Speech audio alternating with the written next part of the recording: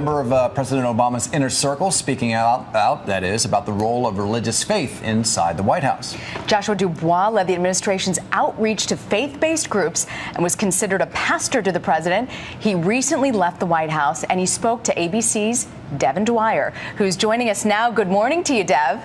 Hey, good morning, Rena. Good morning, John. That's right. Yeah, it was a fascinating interview. DuBois revealed some new details about President Obama behind the scenes and how he tries to connect with God. Joshua DuBois was spiritual advisor to the leader of the free world, an ordained member of the White House staff seen here in private Oval Office prayer sessions. Now DuBois has left President Obama's inner circle, bearing witness to what he saw. He's a deeply faithful president and didn't need a whole bunch of help in cultivating that faith. Mr. Obama's practice of faith has been relatively private, attending church less often than many of his predecessors. He gets daily emails of scripture to his personal BlackBerry. The president would bring pastors into the Oval Office to have a conversation in moments of prayer.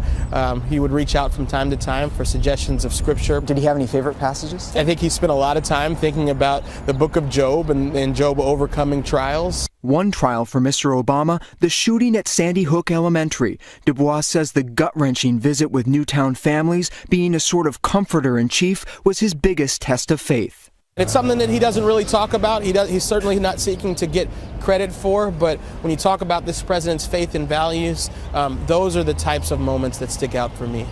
President Obama's critics still have doubts, exploiting his ties to former pastor Jeremiah Wright and fanning widely debunked rumors he's secretly a Muslim.